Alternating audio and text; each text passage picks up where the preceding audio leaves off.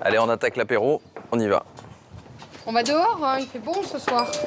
À l'arrivée des beaux jours, Thomas et Christelle invitent très souvent leurs amis à manger car ils aiment profiter de leur jardin. On passe pas mal de temps le week-end ici et même pendant la semaine, le matin ou le soir, on essaie de passer un moment parce que ça fait une coupure, c'est vraiment agréable. Si au début du repas tout va bien, à la nuit tombée, ça se complique. Alors, je vais éclairer. 1, 2 et même 3 bougies. Un éclairage d'appoint qui ne change pas grand-chose au problème. Là, on voit que c'est vraiment nécessaire d'avoir un véritable éclairage parce qu'en fin de repas, on n'y voit plus rien. Lieu de vie à part entière, le jardin est aujourd'hui aussi important que les autres pièces de la maison. Mais il n'est pas toujours évident de trouver le parfait éclairage sans augmenter sa facture d'électricité. Des appliques aux lampadaires en passant par les spots solaires, il y en a pour tous les goûts et pour tous les prix. Si l'éclairage est bon, les soirées estivales le seront aussi. Dans la famille Pradier, on est éclairagiste de père en fils depuis près de 100 ans. Et aujourd'hui, pour Laurent, la grande tendance en matière de luminaires de jardin, c'est l'éclairage nomade. Donc des produits qui se déplacent, mais qui sont branchés sur le secteur, comme ces deux produits, ce globe par exemple, ou cette suspension qui va être branchée sur le secteur. Et dans la catégorie sans fil, le produit phare de la maison, c'est ce lampadaire solaire. Il vient prendre l'énergie du soleil qu'il stocke dans une batterie qui est enfermée dans ce coffre. Et on vient restituer la lumière avec un interrupteur étanche à 3 LED de puissance qui génèrent plus de 300 lumens. Donc c'est un éclairage vraiment de grande qualité. On peut venir générer de la vraie lumière pendant 6-7 heures en parfaite autonomie. Et encore une fois, on peut éclairer une très grande table de 10-12 personnes. Une telle puissance a un prix. Il faut tout de même compter 1 200 € pour ce lampadaire solaire. Autre éclairage écologique, mais cette fois plus économique, les LED. Ce sont ces lampes électroluminescentes. Les LED permettent déjà une baisse de la consommation notable par rapport à une ampoule à économie d'énergie de ce type-là qui va faire 20 watts. Là, par exemple, sur cette applique, on va consommer 2 watts, sans parler de la durée de vie de la LED qui, elle, est de 80 000 heures contre 15 000 heures pour ce type d'ampoule. Grâce au LED, le musée du Quai Branly a pu éclairer son jardin avec une économie de 35% d'énergie. Éclairer son jardin sans se ruiner, c'est justement l'objectif de Christelle. Elle se rend dans un magasin de bricolage pour trouver des idées lumineuses. Ce qui m'intéresse quand même assez, c'est d'aller vers soit de la basse consommation, soit idéalement du solaire. Du solaire. En matière d'éclairage solaire, ce n'est pas le choix qui manque. Moins de 15 € pour ce lot de 4 spots, moins de 60 € pour ce lampadaire. Et le fonctionnement de ces éclairages est assez simple.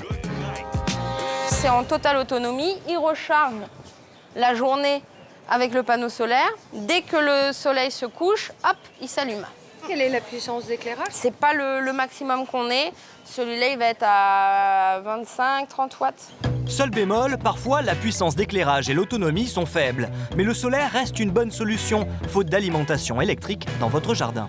Vous avez un bon système. Là, c'est les 2 spots à planter avec le panneau solaire. Donc, vous mettez les 2 spots au pied de vos arbres et vous avez un câblage. Vous pouvez mettre le panneau solaire à un endroit où c'est en plein soleil pour recharger en fait les 2 spots qui sont dans les bas de votre jardin.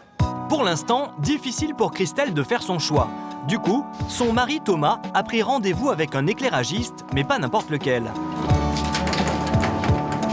Bonjour. Bonjour. Laurent Pradier, je viens pour votre éclairage de jardin comme prévu. Très bien, merci d'être venu. De la terrasse au fond du jardin, ils font ensemble un rapide état des lieux. Mais pour Thomas, la priorité c'est de bien éclairer l'espace consacré au repas.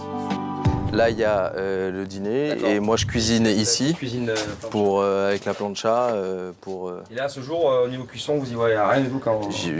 Pas grand-chose. Si on me demande saignant ou bien cuit, de toute façon, je fais un peu au hasard. D'accord. Pour ça, Laurent a la solution, son fameux lampadaire solaire. Que soit sa taille. Voilà le rendu lumineux de nuit, ce que ça donne. D'accord, ah oui. Voilà. Et ça coûte combien à peu près? Alors, on est aux alentours de 1 200 € D'accord. pour un produit comme ça. Ok. Mais sachant qu'on a 0 installation, donc on économise quand même sur une installation. On a 0 consommation. Ouais, c'est le soleil. L'énergie est naturelle. Le lampadaire solaire et quelques autres luminaires, c'est un sacré investissement que Thomas est prêt à faire pour son jardin. Une semaine plus tard, de retour chez Thomas et Christelle, Laurent a tout ce qu'il faut pour éclairer le jardin de ses clients. Dernier produit, on n'a plus qu'à installer. On a fait le plus facile. Première étape, le panneau solaire. Alors, pour le recharger la journée, il faut positionner le panneau vers le sud. Et au bout de 8 heures de charge, il pourra éclairer le coin repas. 2 balises sont ensuite placées aux abords de la terrasse pour éclairer le reste du jardin. Les balises, on a fait en sorte de ne pas superposer les zones d'éclairage pour évidemment ne pas gaspiller de la lumière et optimiser le flux lumineux.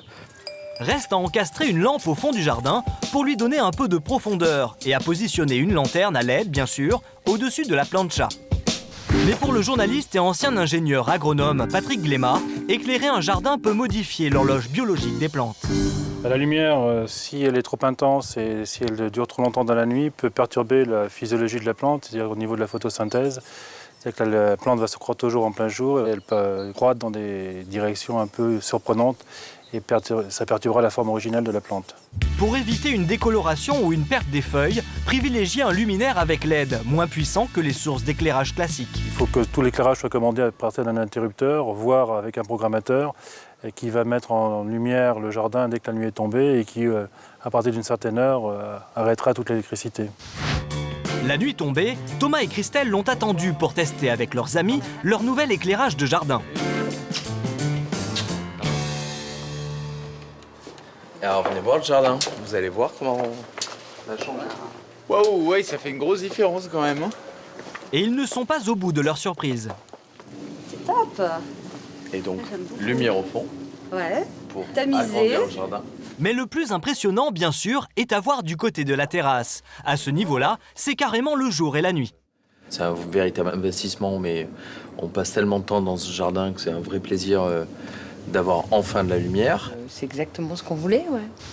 Thomas et Christelle ont dépensé 1 500 € pour éclairer leur jardin. Il faut compter au minimum 150 € de luminaire pour un éclairage efficace et économe. Bien éclairer son jardin sans alourdir sa facture d'électricité, c'est donc possible.